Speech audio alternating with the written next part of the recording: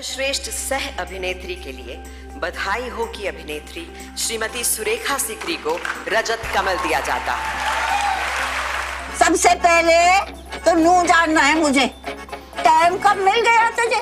तरह के character roles पसंद हैं जिनके नीचे कुछ ऐसे साइकोलॉजिकल अंडरकरेंट्स होते हैं। बार बार स्क्रिप्ट को पढ़ती हूँ तो ये कैरेक्टर, ये किरदार किस तरह की बातें कर रहा है और क्यों कर रहा है, उसके पीछे क्या कारण है। इतना अच्छा लिखा हुआ था ये रोल। इट वाज एक्टर का ड्रीम रोल था ये एक तरह से। जैसे मैंने पहली बार सुना ये स्क्रीन प्ले पहली बार सुना मैंने, तो मैं सोच रही थी कि काश मैं ये रोल कर पाती। और मुझे इस तरह के कैरेक्टर रोल्स पसंद हैं जिनके नीचे कुछ ऐसे साइकोलॉजिकल अंडरकरेंट्स होते हैं। किस तरह वो बिहेव करते हैं, किस तरह बोलते हैं, रिएक्ट करते हैं।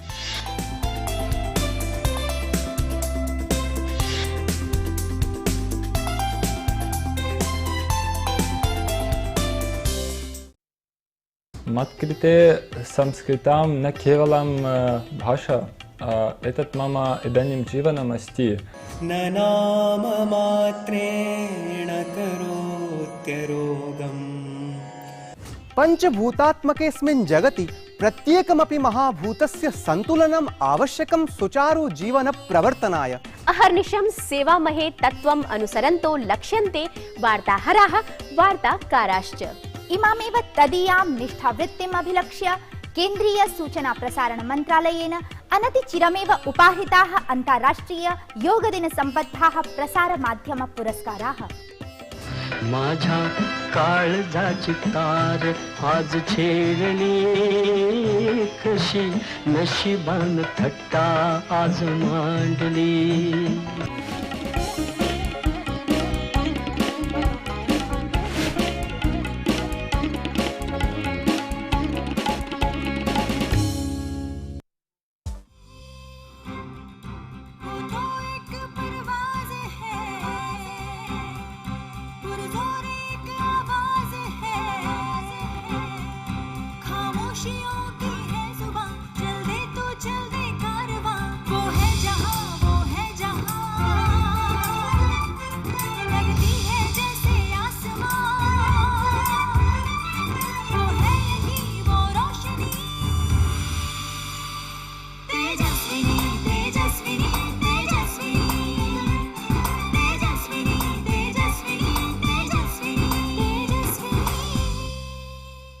नमस्कार, तेजस्विनी कार्यक्रम में आप सबका स्वागत है। मैं हूं ममता चोपड़ा। जिंदगी में यूं तो बहुत सी मुश्किलें सभी के लिए होती हैं, लेकिन जो लोग इन मुश्किलों को पार पाते हुए आगे बढ़ जाते हैं, अपनी राहें खुद चुन लेते हैं, फिर जिंदगी भी उनका साथ देने लगती है।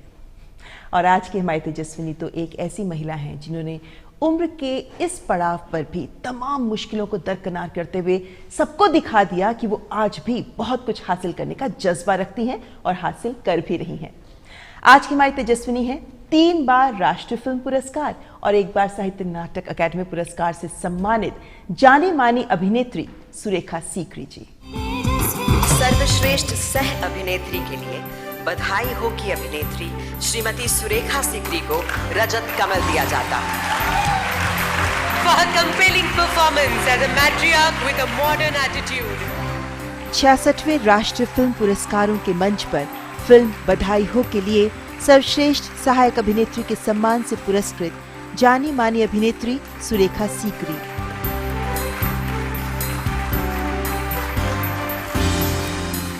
चौहत्तर साल की उम्र में तीसरा राष्ट्रीय पुरस्कार ग्रहण करने वाली सुरेखा जी ने नेशनल स्कूल ऑफ ड्रामा से अभिनय का कहरा सीखा और फिर 1977 में किस्सा कुर्सी का से शुरू हुआ फिल्मों का सफर तमस, परिणति, सलीम लंगड़े पर मत रो जैसी कई बेहतरीन फिल्मों से होता हुआ जुबेदा, सरफरोश, रेनकोट, देव डी समेत अनेक फिल्मों के जरिए इस नए साल 2020 में रिलीज होने वाली शीरकोरमा, घोस्ट स्टोरीज तक लगातार जारी है। रंगमंच में योगदान के लिए संगीत नाटक अकादमी पुरस्कार और फिर फिल्म तमस और फिल्म ममो के लिए राष्ट्रीय पुरस्कार प्राप्त सुरेखा जी के टीवी सीरियल्स की भी लंबी फेहरिस्त है। लेकिन धारावाहिक बालिका वधू ने घर घर में उन्हें दादी सा की पहचान भी दिलाई और नेगेटिव रोल के लिए पुरस्कार भी। 1 साल पहले हुए ब्रेन स्ट्रोक के बाद वापसी करने वाली सुरेखा जी आज जिंदगी की जंग में भी पीछे नहीं हैं। अभिनय के क्षेत्र में अपनी बेहतरीन अभिनय क्षमता के लिए पहचानी जाने वाली 3 बार राष्ट्रीय फिल्म पुरस्कार से सम्मानित रंगमंच, फिल्म और टीवी अभिनेत्री सुरेखा सीकरी ही हैं हमारी आज की तेजस्विनी।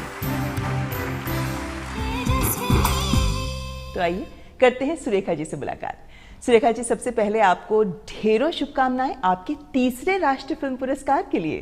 Thank you. जाहिर है बहुत बड़ी उपलब्धि है ये, क्योंकि आपने जो अपना पहला राष्ट्रीय फिल्म पुरस्कार लिया था, हासिल किया था, तब आप सिर्फ 43 साल के थे और अब आप 74 साल के हैं और इस पड़ाव पर आपने ये पुरस्कार हासिल किया।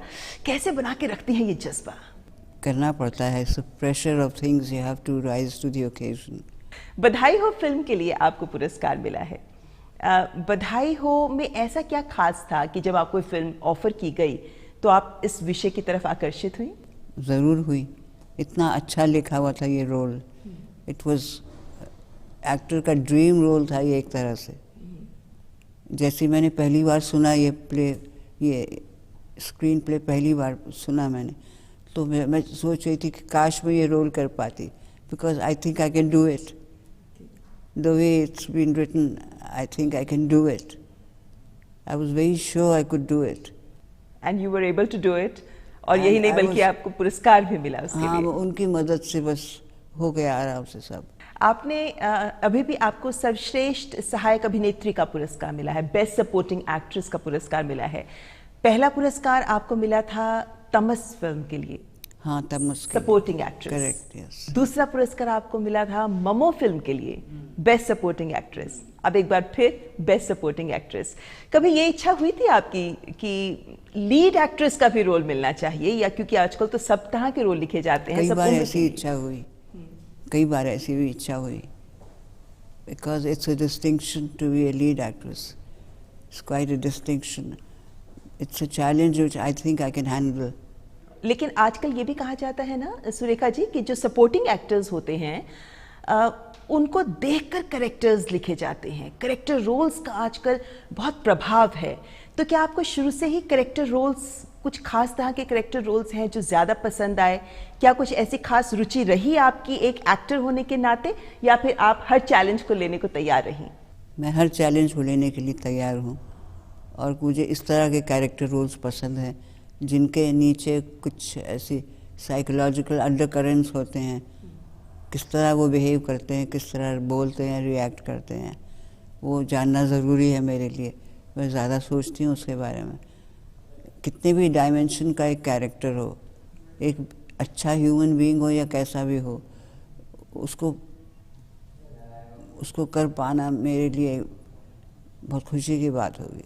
ये बताइए सुरेखा जी, जैसे आपने गोविंद निहलानी जी, श्याम बेनेगल जी जैसे दिग्गज फिल्मकारों के साथ काम किया उस दौर में, और वहीं बधाई हो में आपने आज के युवा फिल्मकारों के साथ और आज के युवा कलाकारों के साथ काम किया, क्या फर्क रहा आपके अनुभव में? जिनको आप दिग्गज कह रही हैं उनसे बहुत कुछ सीखने का मौका मिला मुझे।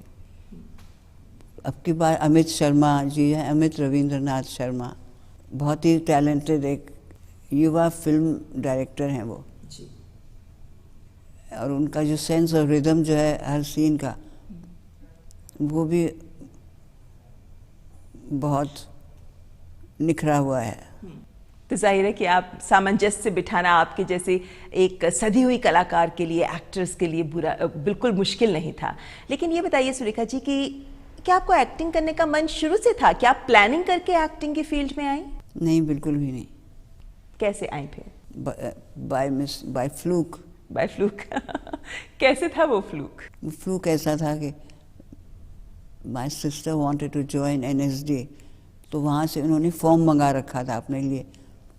तो एक दिन मेरी माँ ने कहा कि भैया आप तुम भी साइन कर दो, इस फॉर्म को भर दो प्लीज़, भेज दो इसको, why don't you fill this form. तो वो मैंने किया, तो दैट हैपेंड बाय चांस। तो I entered this field by chance. Okay, जब आप फील्ड में आई तो आपने सीखा कि फिल्म मेकिंग क्या होता है, ये सब कुछ क्या है आने के बाद? नहीं, वो थिएटर की फील्ड थी। I'm speaking of NSD. Right. मतलब वो तो दौर बड़ा अलग था, 1965-68 का वो दौर था हाँ। जब आप एनएसटी में आ गई थी। जी हाँ। तब तो बहुत कम लड़कियां आती होंगी ना एनएसटी में? बहुत कम। हम लोग कोई 7 लड़कियां थी एक ही बैच में और 6 लड़के थे। अच्छा, लड़कियां ज्यादा थी? हाँ, लड़कियां ज़्यादा थी। अच्छा। और अच्छा था, वो सब लोग खुश थे कि भैया लड़कियां तो बहुत ही ज़्यादा दबंग हैं, लड़कों से उनको दबा रही थी किसी तरह से। तो क्या कुछ सीखा? कौन से ऐसे दिग्गज शिक्षक थे वहाँ पे जिन्होंने आपको गुर सिखाए एक्टिंग के? अलकाजी साहब थे, he was the director of national school of drama. और अलकाजी साहब तो बहुत डिसिप्लिन, अनुशासन, बहुत ज़्यादा उन्होंने जो हमें सिखाया, he is a wonderful teacher.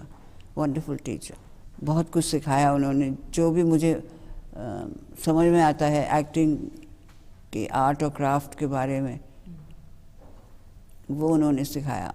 Ibrahim Alkazi साहब के लिए बोला जाता है कि वो अपना हर विषय पर बहुत गहरी रिसर्च किया करते थे। आप भी क्या अपने रोल की तैयारी के लिए कुछ इसी तरीके से रिसर्च करते हैं? कैसे तैयार करते हैं अपने आप को मैं किसी रोल के रिसर्च लिए? इस तरह करती हूँ कि बार बार स्क्रिप्ट को पढ़ती हूँ, तो ये कैरेक्टर, ये किरदार किस तरह की बातें कर रहा है और क्यों कर रहा है, उसके पीछे क्या कारण है, ये मैं जानने की कोशिश करती हूँ। बहुत ज़रूरी होता है वो जानना मेरे लिए, the psychological undertones of that character, उसके मन में क्या है घुमड़ रहा है, और बाकी किरदारों के साथ उसकी क्या रिलेशनशिप है। जब आपने एनएसटी से पास आउट किया, उसके बाद में आपने काफ़ी लंबा समय एनएसटी रेपर्टरी में बिताया, तो क्या कुछ खास होता था वहाँ पर? वहाँ पे एक ख़ास स्टैंडर्ड काम का मेंटेन करके रखते थे सब लोग, डिसिप्लिन के साथ काम करना।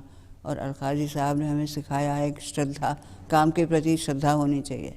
थिएटर से आपको बहुत प्यार था, आपने काफ़ी लंबे समय तक थिएटर किया है सुरेखा जी, तो टीवी में क्यों आने का विचार आया? हालांकि आजकल तो सभी लोग सोचते हैं कि एनएसटी से पास आउट करने के बाद टीवी या फिल्म्स में ही जाया जाए, इसी को एक करियर लिया जाता है, लेकिन उस समय तो आपने काफ़ी लंबा समय रेपर्टरी में भी बिताया, तो टीवी का रुख कैसे किया? टीवी का इस तरह रुख हुआ कि I happened to leave Delhi and move to Bombay.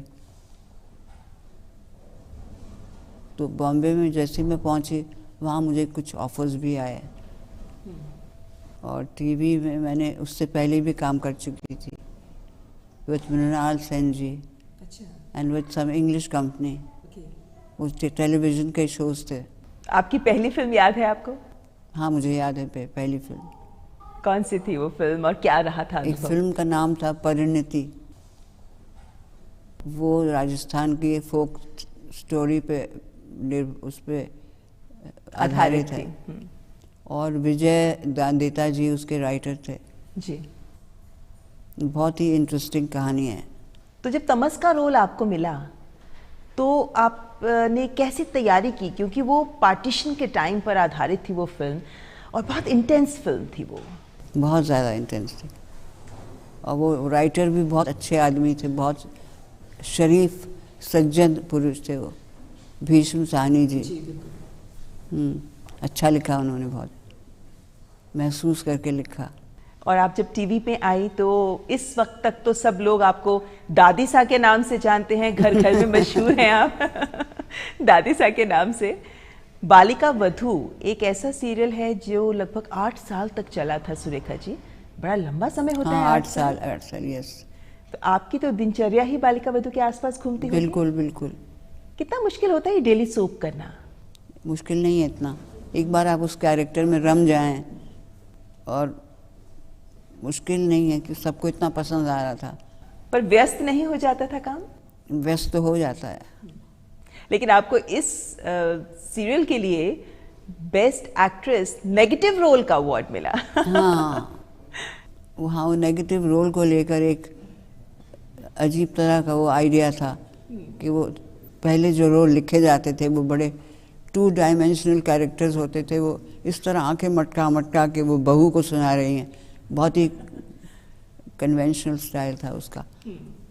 तो मैं उस तरह से नहीं करना चाहती थी, मैं सोचती थी कि एक यथार्थ पे आधारित हो ये रिएक्शन इस कैरेक्टर के, उसका अपना यथार्थ भी है, और उसकी जस्टिफिकेशन जो थी, जो कर रही है, जो नहीं कर रही है, उसके पीछे भी जो कारण थे उसके, उसका बैकग्राउंड जो था कैरेक्टर का, उसी हिसाब से मैंने उसको खेलना शुरू किया।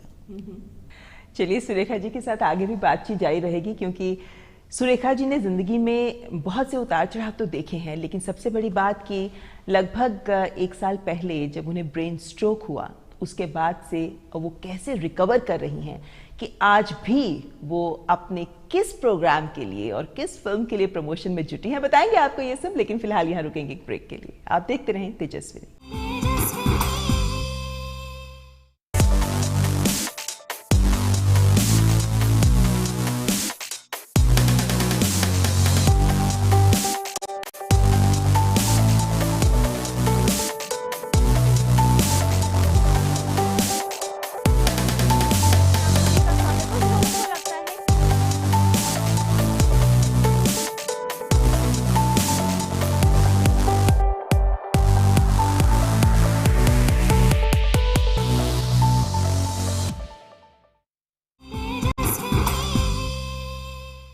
ब्रेक के बाद आपका स्वागत है। आप देख रहे हैं तेजस्विनी, जिसमें आज हम बात कर रहे हैं बेस्ट सपोर्टिंग एक्ट्रेस के रोल के लिए नेशनल फिल्म अवार्ड से सम्मानित जानी मानी अभिनेत्री सुरेखा सीकरी जी से। सुरेखा जी, आपकी फिल्मों की फहरिस्त की अगर हम बात करें तो आपने फिल्मों में अलग अलग दौर देखे हैं। 50 साल से ज़्यादा का समय तो आपको एक्टिंग करते हुए ही हो गया है। इस दौर में आपकी शुरुआती फिल्मों से आज का दौर कितना अलग है? शुरुआती फिल्मों की बात अगर शुरू करना चाहें तो किस्सा कुर्सीकार, सलीम लंगड़े पर मत रो, कुछ यादें हैं इन फिल्मों की आपके पास? यादें भी हैं। मैं बहुत कच्ची थी, फिल्म शूटिंग का मुझे इतना तजुर्बा नहीं था।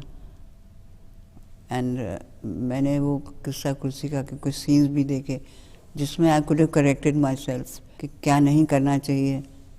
वो मतलब उस वक्त मेरी समझ ज़्यादा नहीं थी फिल्म को लेकर, कंटिन्यूटी को लेकर ख़ास तौर से। कुछ सीन्स ऐसे थे जो कि बीच रफ्तार में रुक गए थे, तो उसी तरह से उनको रिज्यूम करना ज़रूरी होता है। और कौन कौन सी फिल्में हैं जो आपको लगता है कि आपके लिए अहमियत रखती हैं? परिणति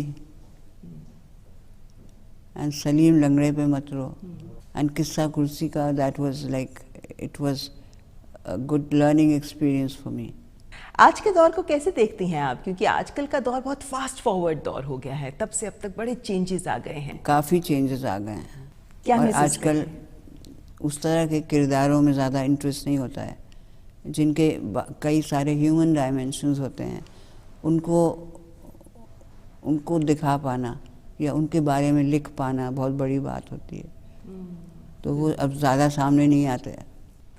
आप कई पुरस्कार पा चुकी हैं, चाहे हम स्क्रीन अवार्ड्स की बात करें, फिल्म फेयर अवार्ड्स की बात करें, टेली अकेडमी अवार्ड्स की बात करें या फिर नेशनल फिल्म अवार्ड्स की बात करें। इतने सारे पुरस्कारों के बीच ये राष्ट्रीय फिल्म पुरस्कार आपके लिए खुद व्यक्तिगत तौर पर क्या अहमियत रखते हैं? मेरे लिए बहुत ही ज़्यादा अहमियत रखते हैं, क्योंकि इसमें जाहिर होता है कि कुछ लोगों ने समझा कि मैं इस लायक हूँ कि मुझे ये अवार्ड मिले। मेरा काम देखकर कुछ लोगों को लगा होगा, ये सोच के अच्छा लगता है कि कुछ लोगों ने ऐसा सोचा होगा मेरे काम के बारे में। सुरेखा जी, बहुत हिम्मत चाहिए ज़िंदगी में एक ऐसे पड़ाव से उबर कर बाहर आने में जो आपने 1 साल पहले देखा जब आपको ब्रेन स्ट्रोक हुआ था। क्या हुआ था उस वक्त? उस वक्त मैं चल रही थी, मगर मेरा पैर रपट गया, मैं फिसल गई और सर के बल गिरी मैं। And I fell on my motor cortex, जहाँ वो क्लॉट होता है, clot passes through the brain, and it was the motor centre, speech and movement, उस पे वो होता है, उसको कंट्रोल करता है वो सेंटर। तो मेरी चाल ढाल में फ़र्क आ गया है, मेरी स्पीच में फ़र्क आ गया है। लेकिन आपकी हिम्मत में कोई फ़र्क नहीं आया सुरेखा जी। आज भी आप उसी हिम्मत से काम कर रही हैं। आपका लेटेस्ट प्रोजेक्ट जो है उसके बारे में बताइए, क्योंकि आप उसकी प्रमोशन में भी लग गई हैं। जी हाँ, my latest project is a short film with Zoya Akhtar called ghost stories. बहुत छोटी सी फिल्म है, बहुत मज़े से डायरेक्ट की उन्होंने। She is a wonderful director, she is very focused and she knows exactly what she wants. So how was it like working for this role, especially coming back from your injury? नहीं, इस role में मुझे ज़्यादातर वक्त पलंग पर लेटे रहना पड़ता है, तो मेरे लिए आसान था। I could manage it. हाँ, I could manage it. Ghost stories सुन के ही लगता है कि ये तो हॉरर पर बेस्ड होगा। हल्का सा है ऐसा उसमें, एक उसका पुट है हॉरर का। तो यानी हम ये मानेंगे you are back to work now Surekha ji. I am back to work and I wish I could get more work. I love my work. I love my work. I love employing whatever I've learned over the years. I love using those things. आपकी ज़िंदगी एक ऐसी कहानी भी है सुरेखा जी जहाँ पर आपके फैमिली में कोई एक्टिंग से किसी का सरोकार नहीं था और आप एक्टिंग में आ गईं। परिवार का उस वक्त क्या रुख था? परिवार का रुख तो ये था कि मेरी माँ तो बहुत इनकरेज करती थी। वो तो she was a very emancipated lady, बहुत आज़ाद ख्याल थी मेरी माँ। तो काफ़ी हद तक उनकी वजह से जो मेरा एक एटीट्यूड बन चुका है काम को लेकर, वो कहती थी कभी झूठ मत बोलना, ये सिखाया उन्होंने मुझे। और आपके पिताजी पायलट थे, फादर वाज पायलट थे, यस। तो बेसिकली हम कह सकते हैं कि आप आर्मी बैकग्राउंड से थी। वो अनुशासन आपकी ज़िंदगी में हमेशा रहा? हाँ, रहा था कुछ हद तक। आज भी क्या आपके ज़िंदगी में कुछ ऐसा है जिसको आपको लगता है कि काश ये नहीं तो ये कर लेती? अगर आप एक्ट्रेस नहीं होती तो आप क्या होती? अगर ऐसा ना होता तो क्या होता फिर? अगर नहीं, लेकिन अगर आप एक्ट्रेस नहीं होती, अगर सुरेखा सीकरी एक एक्ट्रेस नहीं होती तो क्या कभी सोचा कि कुछ और भी बन सकती थी? हाँ, I would have been a singer. Really? आपको गाने का शौक था? मुझे गाने का शौक था, एक वक्त था। कभी सीखा गाना आपने? कभी नहीं सीखा। सीखने की तमन्ना रह गई? हाँ, तमन्ना रह गई सीखने की, सही ढंग से सीखने की। मगर आप कभी गाती हैं? कभी अपने रोल तो ऐसा किया नहीं है जिसमें आपने कभी गाया नहीं, हो? कोई गाना वाला रोल मैंने नहीं किया। नहीं किया। तमन्ना रही कभी कि हाँ गाया जाए। अच्छा, इतनी गुणवत्ता आपके हर रोल में नजर आती है, आपका एक लेवल एक्टिंग का हर जगह होता है, एक कॉन्फिडेंस होता है देखने वाले को भी कि हाँ दादी सा या सुरेखा जी तो इसको कर ही डालेंगी। तो एक गुणवत्ता कैसे बनाए रखती है आप अपनी एक्टिंग में, फिल्म दर फिल्म, सीरियल दर सीरियल, कैसे? क्योंकि जिस तरह मैं उस किरदार को देखती हूँ और दर्शाती हूँ, उसमें एक ऐसी बात होती है कि जो एक सचमुच का ह्यूमन बीइंग हो और अलग अलग सिचुएशंस में उनका क्या रिएक्शन होगा एज अ ह्यूमन बीइंग। जी, चलिए आपकी ज़िंदगी के बारे में कुछ छोटी छोटी बातें जानने के लिए मैं आपसे कुछ रैपिड फायर क्वेश्चंस पूछूं, जवाब देंगे? ज़रूर ज़रूर। जी, कौन सा रोल है जिस पर आपको बहुत गर्व है कि आपने किया है? बालिका वधू। दादी सा? दादी सा, वो बहुत सोच समझ के मैंने किया वो role. I did not want to play a conventional negative character. कभी कोई दिन बड़ा बुरा बीता हो तो उसको अच्छा महसूस करने के लिए आप क्या करती हैं? मैं देखती हूँ कि ये क्या हो रहा है, उसको थोड़ा खोल कर देखती हूँ कि क्या वजह है, मुझे ऐसा क्यों लग रहा है। अच्छा, और अगर अच्छा फील करने के लिए आप गाना सुनना पसंद करती हैं या फिल्में देखना पसंद करती हैं? हाँ, गाना सुनना, म्यूजिक सुनना पसंद करती हूँ मैं। कोई ऐसा व्यक्ति आपकी जिंदगी में जिसने आपको बहुत कुछ सिखाया हो, जिंदगी का सबक सिखाया हो? My mother. आपकी सबसे पसंदीदा फिल्म कौन सी है? My fair lady. बहुत मज़ा आया, मैंने शुरू में NSD ज्वाइन किया था तभी देखी थी मैंने वो फिल्म। अच्छा, आपकी पसंदीदा एक्ट्रेस कौन है? कोंकणा सेन शर्मा। अगर आपको घूमना फिरना हो तो किस तरह की जगह पसंद है आपको? किसी भी पहाड़ी जगह पे। क्या कोई ऐसी बात है जिंदगी की जिसे आपको नाराजगी हो या बदलना चाहती हूँ? मैं सोचती हूँ कि ये स्ट्रोक क्यों हुआ मुझे, तो लोग कहते हैं इसके पीछे भी कोई कारण था। लोग कहते हैं बी ग्रेटफुल, तो मेरी समझ में नहीं आता how I can be grateful for this disability. So you wish it had not happened actually? I wish it had not happened. अगर आपकी जिंदगी पे फिल्म बनाई जाए तो आप किसे चाहेंगे कि वो रोल प्ले करे आपका? मैं खुद। अगर आपके पास जिंदगी का एक दिन बचा हो, क्या कुछ करना चाहेंगे आप उस एक दिन में? फिर मैं देखना चाहूँगी वो नीला आसमान और वो सारे पेड़ और वो नदियाँ जो मुझे प्यारे लगते हैं। ऐसा सोचूंगी कि आखिरी बार देख रही हूँ इन चीज़ों को। अच्छा, जिंदगी में अब आगे और क्या करना चाहती हैं आप? आगे मुझे बहुत अच्छे रोल्स और बहुत अच्छे तरीके से करने हैं। सुरेखा जी, हमारी शुभकामनाएं आपके साथ हैं और हम ये उम्मीद करते हैं कि जिस हिम्मत के साथ आप इस ब्रेन स्ट्रोक से बाहर निकली हैं और इस मंच तक पहुंची हैं कि आज भी आप काम पर वापस आ गई हैं, हमारी शुभकामनाएं। बहुत जल्द हम भी देखना चाहेंगे कि जिस हिम्मत के साथ आप रिकवर कर रही हैं, आप जल्दी चलना फिरना भी शुरू करें और जल्दी अपने मन के वो सारे रोल्स कर सके जो करने की आप इच्छा रखती हैं। थैंक यू सो मच हमसे बात करने के लिए। Thank you. तो ये थी हमारे साथ सुरेखा सीकरी जी, जिन्हें सर्वश्रेष्ठ सहायक अभिनेत्री के राष्ट्रीय पुरस्कार से सम्मानित किया गया है। आज के इस तेजस्विनी कार्यक्रम में बस इतना ही। अगले हफ्ते फिर हाजिर होंगे एक और तेजस्विनी के साथ। नमस्कार।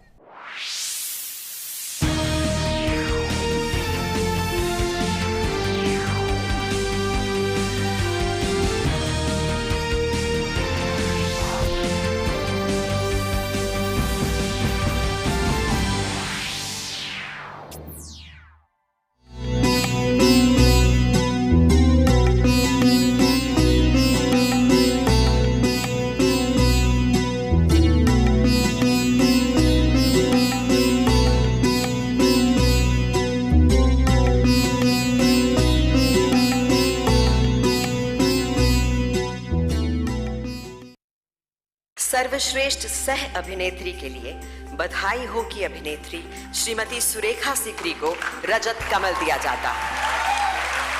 सबसे पहले तो नू जानना है मुझे, टाइम कब मिल गया तुझे? इस तरह के कैरेक्टर रोल्स पसंद हैं जिनके नीचे कुछ ऐसे साइकोलॉजिकल अंडरकरेंट्स होते हैं। बार बार स्क्रिप्ट को पढ़ती हूँ तो ये कैरेक्टर, ये किरदार किस तरह की बातें कर रहा है और क्यों कर रहा है, उसके पीछे क्या कारण है। इतना अच्छा लिखा हुआ था ये रोल।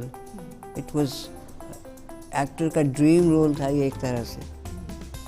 जैसे मैंने पहली बार सुना ये स्क्रीन प्ले पहली बार सुना मैंने, तो मैं सोच रही थी कि काश मैं ये रोल कर पाती। और मुझे इस तरह के कैरेक्टर रोल्स पसंद हैं जिनके नीचे कुछ ऐसे साइकोलॉजिकल अंडरकरेंट्स होते हैं। किस तरह वो बिहेव करते हैं, किस तरह बोलते हैं, रिएक्ट करते हैं।